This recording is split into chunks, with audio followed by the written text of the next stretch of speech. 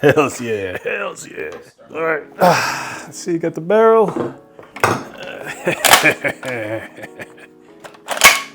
Yeah. Let me see. All right, we need to clean the optics, man. It's a little dirty. Hey fellas, welcome to my favorite episode, the Scar episode. Hells yeah, it's like the beach episode, but with a gun. Anyways, the Scar H, the Scar 17, the Scar 17S is a gun that's still in SOCOM armories despite all the controversies and people on the internet who don't know what they're talking about, talking shit about this gun.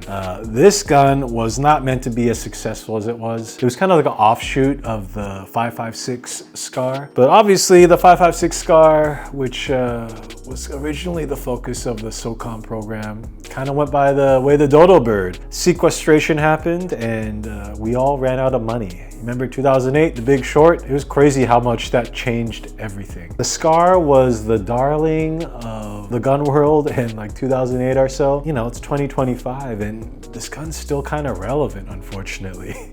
I mean, for better or for worse, the XM7, the M7, the NGSW is basically a Scar H 2.0. So the Scar H was part of SOCOM's program to get newer rifles into cool guys' hands. The Mark 17 was supposed to be kind of the secondary weapon system, but it ended up being the crown jewel of the Scar program. The main reason is that it's a 7.62 battle rifle that is under 8 pounds when it's not loaded up with a bunch of shit. So it's about as light as an M4, but it shoots a 7.62 NATO round. It's really accurate. It's shockingly, surprisingly accurate for the pencil barrel.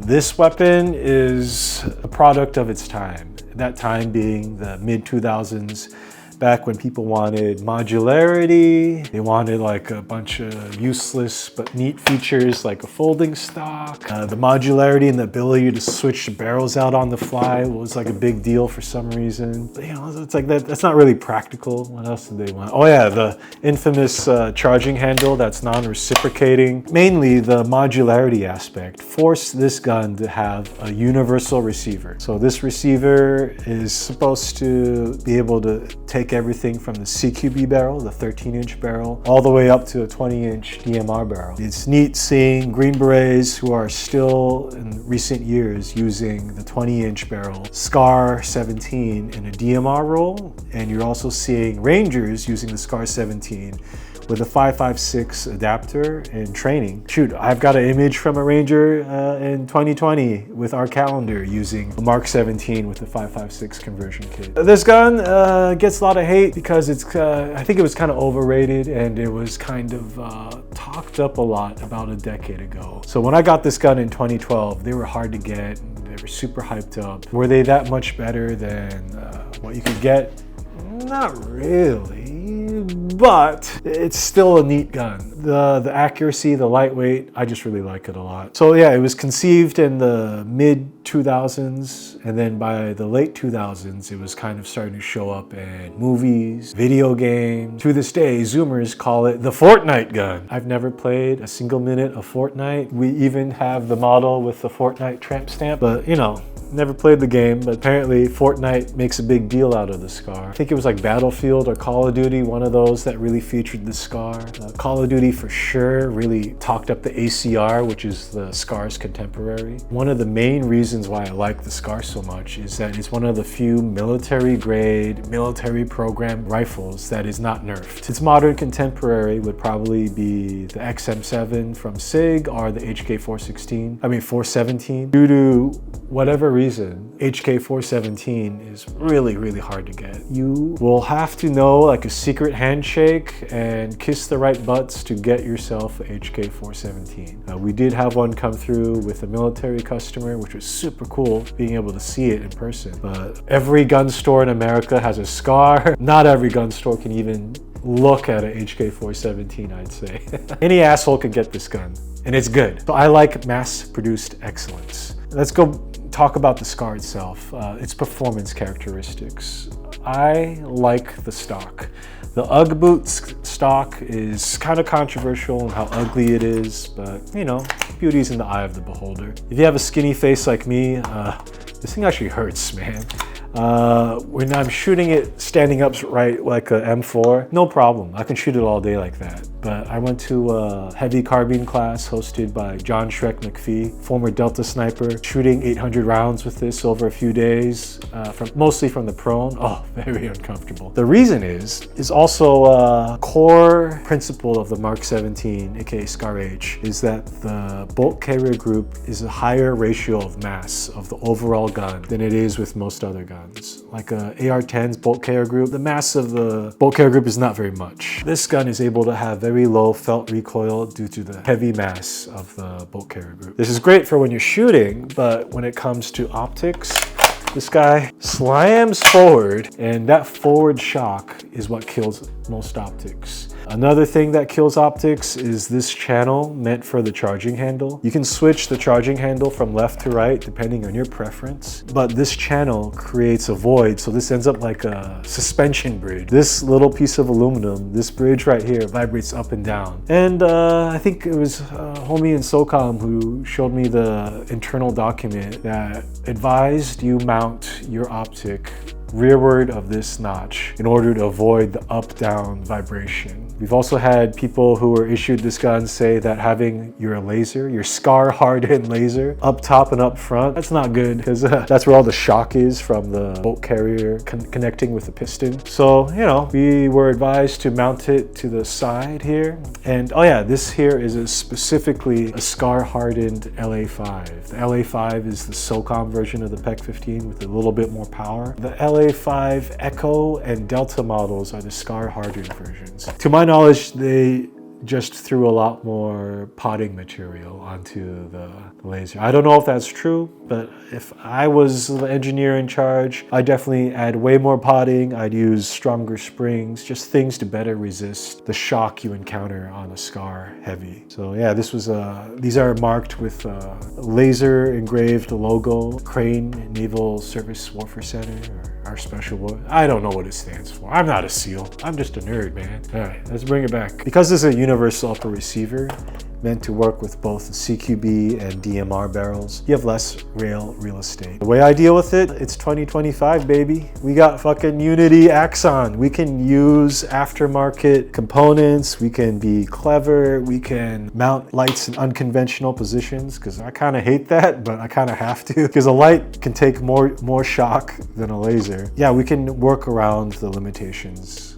Thanks to robust aftermarket, which did not exist back in 2012 or whenever I bought this Scar. Speaking of the robust aftermarket, Parker Mountain Machine, Mototech Engineering, other companies are now all jumping into the Scar ecosystem.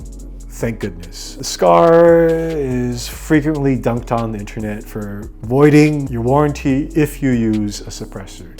The reason is, like I was saying with the bolt carrier having a significant mass, if you add a high pressure bolt carrier and you throw too much energy into it, the cam pin on the bolt will shatter the bolt carrier group. It'll actually bulge the cam path steel because that area is not very reinforced. That's a design flaw. They didn't figure out till later. The original issued Scar H suppressor, the AAC for example, it's a reflex suppressor, so it actually goes back over the barrel, so it has more room for gases to expand, but that wasn't enough. If you look closely at the Wikipedia photo of the Scar H with a Navy SEAL, with his issued Scar suppressor, you'll see a bunch of holes drilled into the freaking blast baffle, man. So yeah, drilling holes into your suppressor blast baffle will not be good for suppression, but it will reduce the back pressure enough to where your gun doesn't blow itself apart. So compromises, right? The modern issued Scar 17 suppressor is from B&T, and I think it's a Rotex 5 equivalent. It just has a lot less back pressure. To my knowledge, FN will not void your warranty if you use like a low back pressure suppressor. Maybe just spend the $8 or acquire the knowledge to make your gun capable of using whatever suppressor. $8 I'm referring to is the Parker Mountain Machine gas control screw. It's basically the Scar equivalent of a gas port. For $8, you can take out the old screw, which is super overgassed, and put in a slightly reduced screw. And that screw will allow you to shoot with and without a suppressor, with and without a high back pressure suppressor. Since it's 2025, you should just buy a low back pressure suppressor, something like the RC2, which is decades old. Is low back pressure enough? But newer stuff from B&T, Spectre's Cat, I don't know, Hux Works, there's a lot of low back pressure suppressors now. Allow you to shoot without even having to adjust the adjustable gas system. The adjustable gas system, you can use aftermarket selectors which restrict the gas flow. To my knowledge, the factory one is meant for normal use and fouled use, kind of like with the FAL. But you can add 3 position selectors that are meant for normal use and suppressed use. You can also add aftermarket rail extensions. This aftermarket rail extension from Parker Mountain Machine allows you to retain the quick detach capability. KDG also has an aftermarket rail system, which is super neat. All in all, I try to retain the classic looks of the Scar for my photo shoots with hot babes.